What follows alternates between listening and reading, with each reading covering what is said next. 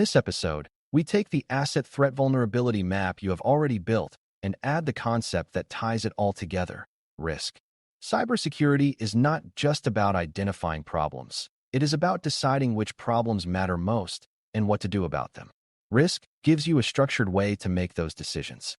At its simplest, risk is the possibility that a threat will exploit a vulnerability and cause harm to an asset. But in practice, risk involves judgment about probability, severity, and acceptable trade-offs. The GISF exam frequently tests whether you can think in terms of likelihood and impact rather than reacting emotionally to technical details. Our goal here is to make risk analysis feel logical and repeatable instead of abstract and intimidating. Before we continue, a quick note. This audio course is a companion to our course companion books. The first book is about the exam and provides detailed information on how to pass it best.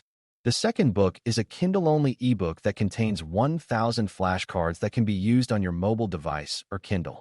Check them both out at cyber.author.me in the Bare Metal Study Guide series. Let's start with a working definition. Risk is commonly described as the combination of likelihood and impact. Likelihood refers to how probable it is that a threat will successfully exploit a vulnerability. Impact refers to the magnitude of harm if that exploitation occurs. If likelihood is high and impact is high, the risk is high. If likelihood is low and impact is low, the risk is low. The important point is that both factors matter. A rare event with catastrophic consequences may still deserve attention, while a frequent event with minimal harm may not justify major investment. On the exam, when you see questions about prioritization, you should immediately think about how likelihood and impact interact. Likelihood is not just a guess. It is informed by context. Factors that influence likelihood include how exposed an asset is, how attractive it is to attackers, and how many vulnerabilities exist. For example, a publicly accessible web server with known unpatched software flaws has a higher likelihood of compromise than an isolated internal system with strong access controls. User behavior also affects likelihood, such as whether employees frequently click on suspicious links.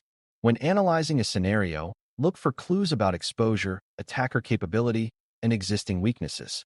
These clues help you reason about probability without needing exact statistics. You are not calculating precise percentages. You are comparing relative levels of risk. Impact, on the other hand, focuses on consequences. If an event occurs, what happens next? Does the organization lose revenue, face regulatory fines, suffer reputational damage, or experience operational downtime? Impact can be financial, legal, operational, or reputational, and often it is a combination of several types. For example, a breach involving sensitive customer data might lead to legal penalties and loss of customer trust. A system outage during peak business hours might result in immediate revenue loss. When evaluating impact in exam scenarios, think beyond the technical failure and consider the broader business consequences. This business-oriented thinking often points you to the correct answer. It is helpful to understand that risk can be expressed qualitatively or quantitatively. In a qualitative approach, risks are categorized as high, medium, or low based on judgment and comparison. In a quantitative approach, risks are estimated using numerical values such as expected financial loss. For beginners and for many foundational exam questions, qualitative reasoning is sufficient. You compare scenarios and decide which presents greater potential harm. The key is consistency in your reasoning rather than mathematical precision. When you see options that mention prioritizing certain risks, think about which combination of likelihood and impact makes the strongest case for action. Now let's move from understanding risk to deciding what to do about it. Risk treatment refers to the strategies organizations use to address identified risks. There are 4 primary approaches: risk avoidance, risk mitigation, risk transfer, and risk acceptance. Risk avoidance means eliminating the activity that creates the risk. For example, if a company chooses not to store certain sensitive data, it avoids the risk associated with protecting it. Risk mitigation means implementing controls to reduce likelihood or impact. Installing security patches or deploying access controls are examples of mitigation. Risk transfer involves shifting the financial impact to another party, often through insurance or contractual agreements. Risk acceptance means acknowledging the risk and deciding not to take additional action, usually because the cost of mitigation exceeds the potential harm. Risk avoidance is the most straightforward conceptually, but often the most difficult in practice. Eliminating a risky activity may also eliminate business opportunities. For example, refusing to offer online services would reduce certain cyber risks, but would also limit revenue and customer reach. Therefore, avoidance is usually chosen only when the risk is clearly unacceptable or not aligned with business goals.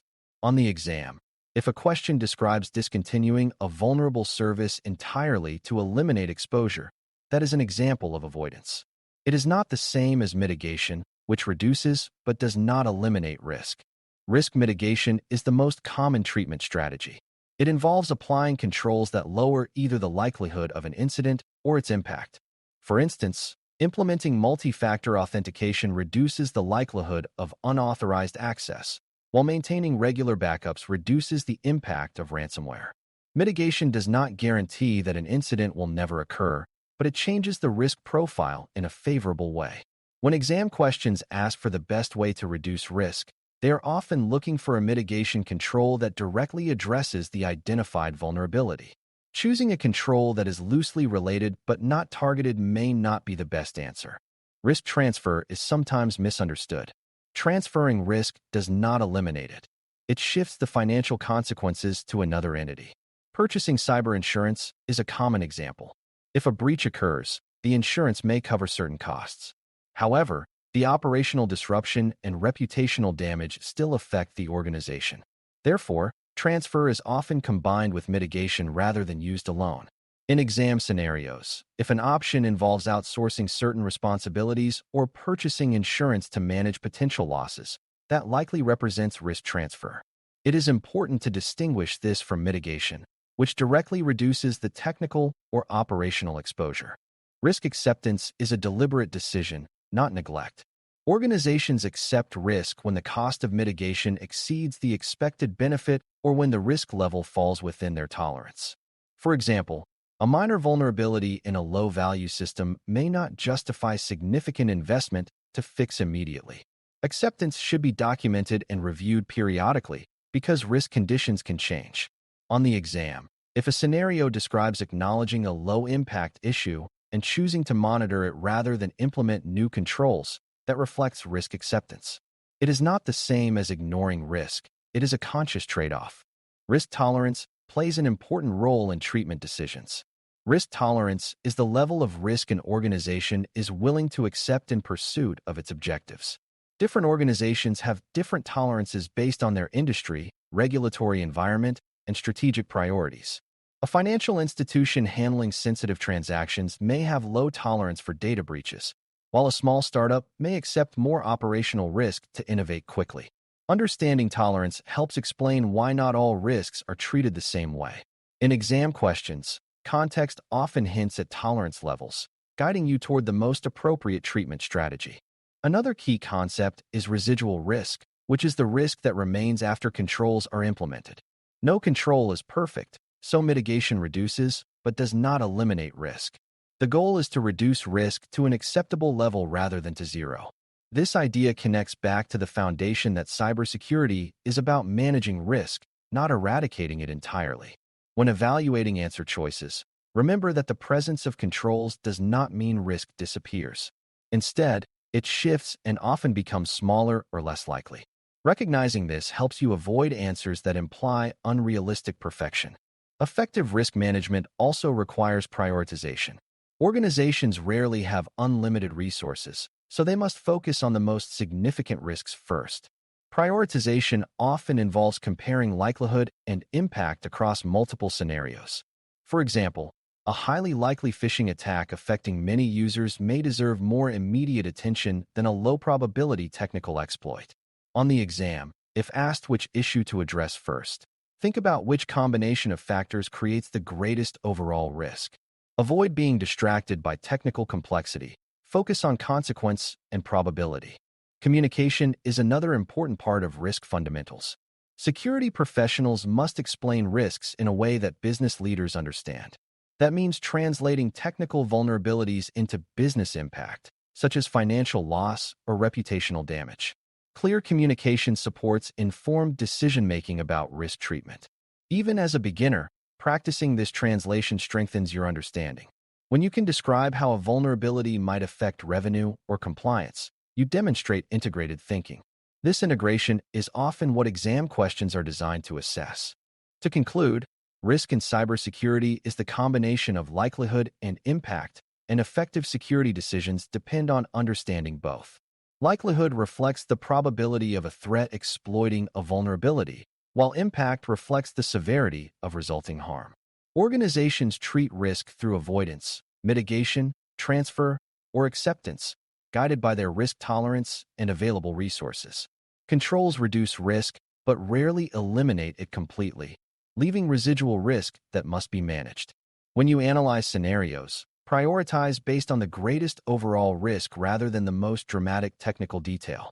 If you carry one decision rule forward, let it be this. Whenever faced with a security choice, evaluate how it changes likelihood or impact and select the treatment strategy that best aligns risk reduction with business objectives. Thanks for listening. For more audio courses, daily newsletters, and more, please visit baremetalcyber.com.